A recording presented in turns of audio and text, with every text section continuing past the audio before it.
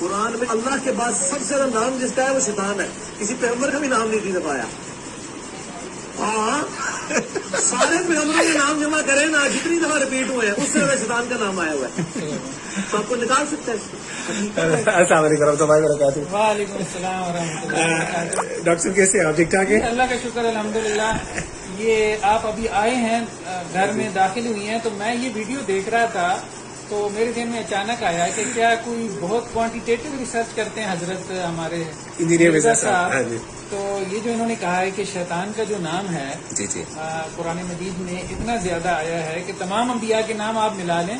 تو میں فوراً گیا تنزیل.net پہ. اب دیکھیں نا یہ چیزیں تو مشکل نہیں رہ رہی. ایسا ہی ہے. اب آپ تنزیل پہ دیکھیں, یہ شیطان کا لفظ میں نے ڈالا ہے اور اس کے بعد اب آپ دیکھیں فوراً اس نے ریزلٹس دے دیے کہ شیطان کا جو لفظ ہے وہ تقریباً 63 آیات میں آیا ہے اور 70 ٹائمز آیا ہے.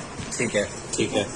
اب اس کے بعد آپ صرف موسیٰ کا نام دیکھیں, حضرت موسیٰ کا آپ ڈالیں اور آپ سرچ ڈالیں تو یہ ریزلٹ دے رہا ہے کہ 136 ٹائم جو ہے حضرت موسیٰ کا نام جو ہے شیطان کے نام سے 2 ٹائمز جو ہے حضرت موسیٰ علیہ السلام کا نام ہمیں مل رہا ہے, صرف حضرت موسیٰ علیہ السلام کا. اور ان کا کہنا یہ ہے کہ اللہ کے بعد سب سے زیادہ قرآن مجید میں نام جو ہے وہ شیطان کا آیا ہے, اور ایون تمام پیغمبروں کو ملا لیں تب بھی نہیں ہے. کافی دے کہ مطلب یہ ہے کہ ان کے دن میں یہ ہوتا ہے پتہ نہیں اگلے نے کوئی ریسرچ تو تھوڑی کرنی ہے. اگلے کو مطلب ایسے لگتا ہے جیسے ایک بندہ کو بہت کوانٹیٹیو ریسرچ کر کے بیٹھا ہے.